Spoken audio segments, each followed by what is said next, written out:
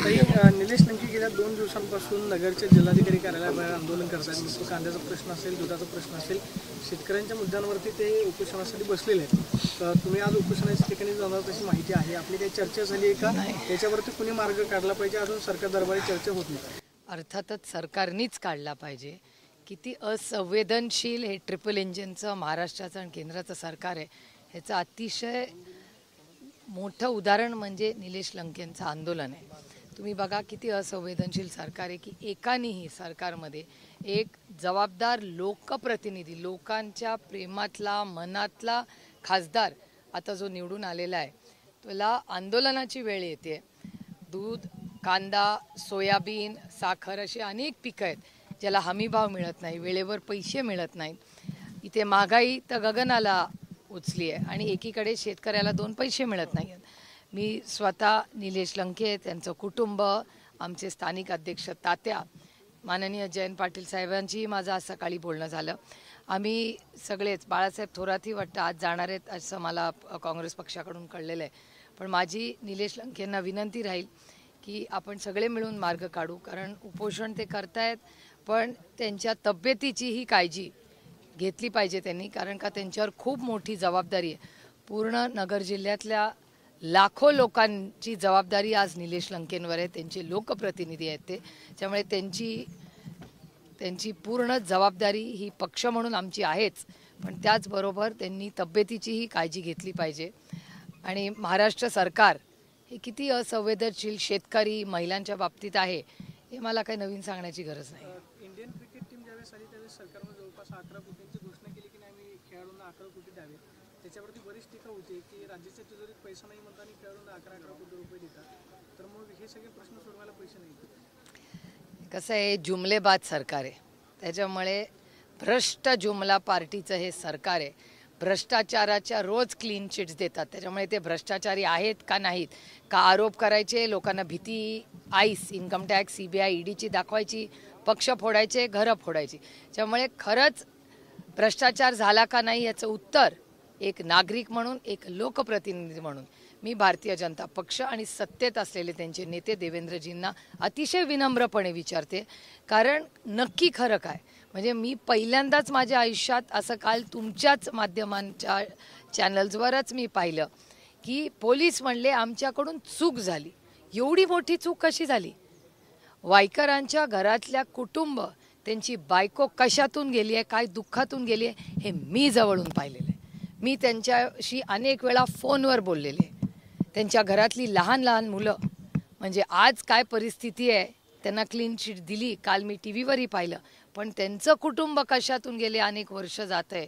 आणि त्यांचंच नाही, भुजबळ साहेबांचं, नवाबभाईंचं, संजय राऊत साहेबांचं, देशमुख साहेबांचं, अनिल देशमुखांची नातवंड, हे सगळं फार जवळून पाहिले हो।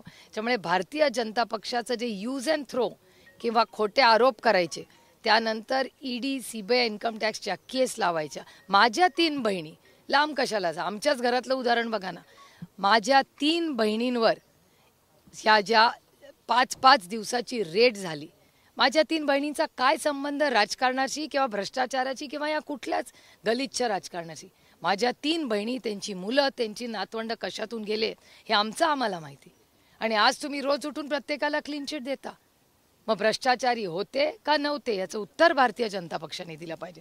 आणि आज या महाराष्ट्रात भ्रष्टाचार होतोय का? तो होतोय, हे फक्त मी म्हणत नाहीये, RSS देखील म्हणते। तुमच्याच चॅनलवर मागच्या आठवड्यात 118 कोटी रुपयाचा भ्रष्टाचार झाल्याचा आरोप हे RSSनी केलेला आहे। देवेंद्र फडणवीसांपर्यंत तो विषय गेलेला आहे, पण डायरेक्ट बेनिफिट ट्रान्सफर DBTनी जे शेतकऱ्यांना पैसे मिळाले होते असे 118 कोटी हे मिळालेले नाहीत, आणि त्याच्या भ्रष्टाचार झालाय हा आरोप माझा नाही, हा RSSनी केलेला आरोप आहे। तुम्ही आता RSSचा उल्लेख केला, मात्र नवाब मलिक यांच्या बाबतीमध्ये खरं तर गेल्या अनेक दिवसांपासून चर्चा आहे की नवाब मलिक नेमकं कुठे आहेत। संघ वर्तुळातल्या नेत्यांचं असं म्हणणं आहे की नवाब मलिकांना महायुतीमध्ये घेऊ नका। नवाब मलिकांची हेळसांड होती असं तुम्हाला वाटतं? नवाब मलिकांनी निर्णय घेतला पाहिजे? नाही, हे दुर्दैव आहे की महायुती जी त्यांची आहे किंवा ट्रिपल इंजिनचं सरकार आहे, ते मतासाठी काहीही करतील। ज्यांच्यावर त्यांनी भ्रष्टाचाराचे आरोप त्यांच्या हायेस्ट ऑफिसनी केलेले, त्यांच्याबरोबर जेव्हा सरकार बनायची वेळ होते तेव्हा त्यांना कधीच काही वाटत नाही. त्याच्यामुळे भ्रष्टाचाराबद्दल म्हणजे मला विचाराल तर हे जे आत्ता सत्तेमध्ये लोक आहेत ते ब्लॅकचं व्हाईट करण्याचीच एजन्सी झाले. म्हणजे भ्रष्टाचार करा, या आम्ही तुमचे सगळे पैसे व्हाईट करतो आणि सुखाने नांदा आणि सत्तेत बसा आमच्याबरोबर. त्यामुळे सत्तेसाठी ज्या भारतीय जनता पक्षाचे नेत्यांनी उभं आयुष्य मी लढताना पाहिलेलं आहे. माननीय आज त्या नाहीत आपल्यात, पण सुषमा स्वराज असतील, अरुण जेटली साहेब असतील, ह्या सगळ्यांनी, अडवाणी साहेब असतील, यांनी भ्रष्टाचाराच्या विरोधात अनेक आंदोलनं केली पण कधी कॉम्प्रोमाइज नाही केलं. पण आजची ही नवीन भारतीय जनता पक्ष आरोप करते, आता खरे खोटे मला माहिती नाही, त्याचं उत्तर हे फक्त देवेंद्रजीच देऊ शकतील किंवा त्यांचे दिल्लीतले नेते. पुण्यातली घटना ताजी असतानाच आज मुंबईत एक हिट अँड रन झालेलं आहे. सकाळी 5:30 वाजता दाम्पत्य चाललं होतं खरेदीसाठी, त्यांनाच उडवल्याची घटना आज घडली. कसं बघताय?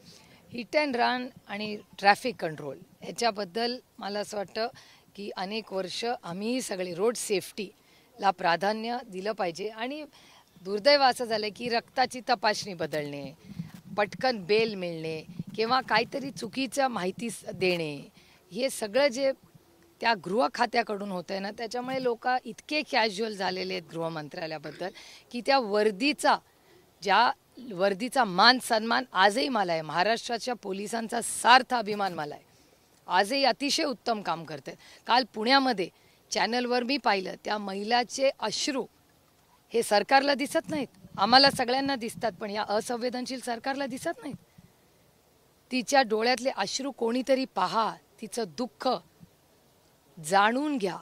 तुम्ही सरकार आहात ना, मग का नाही तुम्हाला दिसत? पुण्यासारख्या ठिकाणी पेट्रोल घेऊन त्या सगळ्या पोलीस ऑफिसरच्या अंगावर ते टाकाईपर्यंत त्यांना भीती नाही त्या वर्दीची, कारण का त्यांना वाटतं की ह्या सरकारमध्ये सगळंच मॅनेज होतं. भ्रष्टाचार जर माफ होऊ शकतो तर त्यांना वाटतं ह्याही गोष्टी. तर दुर्दैव आहे की महाराष्ट्राचं सरकार हे भ्रष्टाचाराने बरबटलेलं आहे, चुकीच्या धोरणांनी बरबटलेलं आहे आणि आता ते बदलायची गरज ही सर्वसामान्य मायबाप जनतेलाही वाटते की ऑक्टोबरमध्ये महाराष्ट्राचं सरकार बदलायचं आहे. राज्यात लेक लाडकी योजना जी आणली त्याच्यावरती अजितदादा असं म्हणा, लाडकी बहीण, की त्याच्यावरती बरीच टीका आता विरोधकांकडून केली जाते. विरोधक घाबरलेले आहेत आणि विरोधकांचा हा प्रयत्न आहे की ही योजना यशस्वी होऊ द्यायची नाही. तर विरोधक कसं नाही होऊ देणार मला सांगा? सरकार त्यांचं गल्लीपासून दिल्लीपर्यंत एखादी योजना राबवायची असेल तर ते सरकार आहे ना, विरोधक कसं करणार? आणि योजना जर वाईट असेलच तर काय करणार? बघा, आता कालच्याच तुमच्याच चॅनलवर मी भाषण ऐकलं, कांद्याचं धोरण. मला खरं सांगा, मी 9 ते 10 महिने झाले की कांद्याच्या धोरणाबद्दल पहिलं माझं युक्तिवाद झाला कुणाबरोबर? तर पियुष गोयलांबरोबर दिल्लीमध्ये. तेव्हा मला अजून आठवतं, ऑन रेकॉर्ड आहे पार्लमेंटच्या, की पियुष गोयलजी असं म्हणाले होते की कांद्याबद्दल आम्ही काही निर्णय घेणार नाही, जो आहे तोच योग्य आहे. आज 10 महिने झाले त्या गोष्टीला, जेव्हा मी विषय पहिला काढला होता आणि तो खोडून काढला होता पियुष गोयलांनी, आणि आज त्यांच्याच मित्रपक्षाचे उपमुख्यमंत्री म्हणतात की तुमचा कांद्याचा निर्णय चुकला. मग 10 महिन्यापूर्वी मी जे बोलत होते तेच आज त्यांचे मित्रपक्ष बोलत आहेत. हेच दुधाबद्दल आहे, सोयाबीन, सगळ्याच. आणि आता इलेक्शन आलेलं आहे 3 महिन्यावर. आपण लोकसभेत काय झालंय पाहिलंय, त्याच्यामुळे बरेच जुमले आता पुढच्या 2-3 महिन्यात तुम्हाला ऐकायला मिळतील. लातूरचे आमदार आहेत अभिमन्यू पवार, त्यांनी थेट पोलिसांनाच दम भरलाय की आमच्या गावात येऊ नका, गोरगरिबांना त्रास देऊ नका. कर्तव्यावर असलेल्या पोलिसांना दम देणं एका आमदारांनी कितपत योग्य होतं? याचं उत्तर गृहमंत्र्यांनी द्यायला पाहिजे ना. महाराष्ट्राचे गृहमंत्री या सगळ्या गोष्टी आहेत. हे दुर्दैव आहे की मला खरं तर कुणावरही टीका करायला आवडत नाही, पण डेटा काय सांगतो? केंद्र सरकारचा डेटा सांगतो की महाराष्ट्रात क्राईम वाढलेला आहे. आणि नुसता महाराष्ट्रात नाही, एकेकाळी नागपूरला क्राईम जास्त होता, आता तो क्राईम पुण्याला आलेला आहे. मग ड्रग्ज असू दे, ड्रग्ज करणाऱ्या लोक पळून जाणं असू दे, हिट अँड रन असू दे, तुमची रक्ताची तपासणी मिक्स होणं, हे सगळं पुण्यातच कसं काय होतंय? हे दुर्दैव आहे की महाराष्ट्राचं आणि पुण्याचं नाव हे देशामध्ये या सगळ्या गोष्टींमध्ये खराब होत आहे. आणि त्याच्यामुळे माननीय मुख्यमंत्र्यांना आणि गृहमंत्र्यांना माझी विनंती आहे की लक्ष घाला. राजकारण होत राहील, इलेक्शन येत राहील, पण ड्रग्ज एकदा जर आपल्या सगळ्या महाराष्ट्रात आले तर त्यांना हद्द पार करणं अशक्य होईल. बऱ्याच राज्यांनी खूप मोठी किंमत मोजलेली आहे त्याच्यासाठी. ताई, खरी राष्ट्रवादी आणि खरी शिवसेना कुणाची या संदर्भात सध्या सुप्रीम कोर्टामध्ये हिअरिंग सुरू आहेत. अनेक हिअरिंगला तुम्ही सुद्धा उपस्थित होतात. 15, 16 आणि 19 जुलैला ही सुनावणी होण्याची शक्यता आहे. नुकत्याच लोकसभा निवडणुका झाल्या, त्याच्यामध्ये जो निकाल आला त्यावरून बरेच लोक असं म्हणतात की नाही, आता निकाल स्पष्ट झाले की खरा पक्ष कोणाचा. मात्र अधिकृतरित्या सुप्रीम कोर्टाकडून अजून निर्णय येणं बाकी आहे. तुम्हाला अपेक्षा आहे की सुप्रीम कोर्टामध्ये न्याय भेटेल? माझा कोर्टावर विश्वास आहे आणि मी आजच रात्री दिल्लीला चालले, कारण का उद्या 2 केसेस आहेत. इलेक्शन कमिशनची पण उद्या केस आहे आणि उद्या सुप्रीम कोर्टाची पण आहे. त्याच्यामुळे एकीकडे मतदारसंघ, पालखी, दुसरीकडे येणारं इलेक्शन, महागाई, बेरोजगारी, भ्रष्टाचाराचे प्रश्न आणि दुसऱ्या कोर्टाच्या केसेस. त्यामुळे या सगळ्याच कामांमध्ये आम्ही व्यस्त आहोत. पालखीचा विषय निघाला म्हणून आणि आमच्या मागे अदृश्य शक्ती नाहीये. आम्ही फक्त सत्यमेव जयते, सत्यासाठी आम्ही लढतोय. बुलढाण्याच्या जळगाव जामोदमध्ये एका महिलेला डॉक्टरने व्यवस्था करून मारहाण केली. कारण काय तर कॉक यांनी सिगरेट दिली काय म्हणून. या सातत्यानं तुम्ही म्हणताय क्राईम वाढते, त्यातले अजून एक आहे. क्राईम वाढतोच आहे ना, डेटा सांगतो. मला काय हाऊस नाही त्यांच्यावर टीका करत बसायची त्यांच्यासारखं, पण डेटाच केंद्र सरकारमध्ये त्यांचं सरकार आहे, महाराष्ट्रात त्यांचं सरकार आहे आणि डेटा दाखवतोय ना महाराष्ट्रातला क्राईम वाढलाय. त्यामुळे ह्याला जबाबदार कोण? अर्थातच गृह मंत्रालय. The buck stops there. त्यामुळे महाराष्ट्राच्या माननीय मुख्यमंत्र्यांनी ह्याचा रिव्ह्यू घेतला पाहिजे की महाराष्ट्रात क्राईम का वाढतोय. बारामतीच्या पालखीला काल 2 खासदार पाहायला मिळाले. समोरासमोर तुम्ही नमस्कार केला, परंतु एकत्र यायचं टाळलं. आणि असं असताना प्रतिभा काकी पहिल्यांदाच पालखीला दिसल्या. बारामतीकरांना म्हणजे चर्चा सुरू झालेली, काकींना का खाली बोलवलं? तर त्याचं उत्तर मला नाही देता येणार. पण माझी आई, त्यांनी आग्रह केला होता की खाली या म्हणून. नाही, कोणीतरी खालून हात करून माझ्या आईला बोलवलं. माझी आई 75 वर्षाची आहे. त्याच्यामुळे त्या गर्दीमध्ये आणि मला असं वाटलं की साधारणपणे माझ्यापेक्षा वयाचे जे मोठे आहेत त्यांना मी हात करून बोलवत नाही. ताई, काल मुख्यमंत्री असं म्हणाले आहेत की साधारणतः 20 लाख जर मतं आपल्याला जास्त मिळाली तर आपल्या 200 पेक्षा जास्त जागा येतील. या कसं बघता या वक्तव्याकडे? हे नंबर्स गेम त्यांनाच लागो बाबा. 400 पार, 150, 200 हे सगळे गणित, माझं गणित कच्चं आहे. त्याच्यामुळे मी काय गणित आणि राजकारण करत नाही, मी दिल से राजकारण करते. त्याच्यामुळे गणित त्यांना लख लाभो.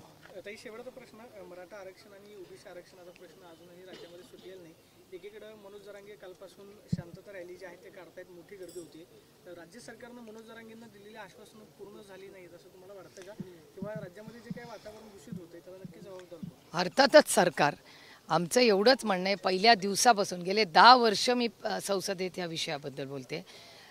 मराठा, धनगर, लिंगायत, मुस्लिम आणि भटक्या विमुक्त समाजाच्या आरक्षणाच्या मागण्या आहेत.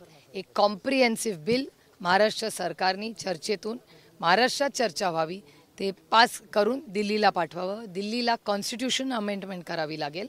त्या अमेंडमेंटसाठी आम्ही ताकदीने सरकारबरोबर उभं राहू, पण सरकारने प्रस्ताव तर दिला पाहिजे. प्रस्तावाशिवाय चर्चा कशी होणार? आणि तुम्हाला आठवत असेल 10 वर्षापूर्वी आपण जिथे उभे आहोत तिथेच बाहेर येऊन देवेंद्रजी म्हणले होते धनगर समाजाला पहिल्या कॅबिनेटमध्ये आरक्षण देऊ. काय झालं त्याचं? तसंच मराठा समाजाचं आहे, तसंच मुस्लिम समाजाचं आहे, तसंच भटक्या विमुक्त समाजाचं आहे आणि तसंच लिंगायत समाजाची मागणी आहे. त्यामुळे या सगळ्या आरक्षणामध्ये अनेक वेळा बिलं येतात. अर्जुन मुंडाजी दुर्दैवाने आता या पार्लमेंटमध्ये नाही आहेत, पण ते मंत्री होते. ते मंत्री असताना अनेक राज्याच्या आरक्षणाची बिलं ही सरकारने आणलेली आहेत आणि आम्ही एका मताने ती पास केलेली आहेत, कारण का त्या प्रत्येक बिलावर मी बोललेली आहे.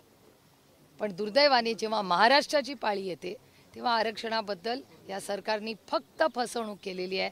त्याच्या ठोस काही आपल्या कुणाच्याच पदरात कुठल्याच समाजाच्या पदरात पडलेला नाही. पवार साहेब वारीमध्ये सहभाग घेणार असल्याची चर्चा होती, काय आज भेट देणार आहे? नाही, आज त्यांना ते पिंपळीला 10 दिवसापूर्वी गेले होते तेव्हा लोकांनी त्यांना आग्रह केला होता की आमंत्रण दिले म्हणून पवार साहेब येणार आहेत. मी माझ्या आईलाही विनंती करते की तूही ये, कारण का गेले 18 वर्ष मी स्वतः वारी नेहमीच चालते. 2 दिवस म्हणजे 2 पालख्यांमध्ये मी एक दिवस चालते.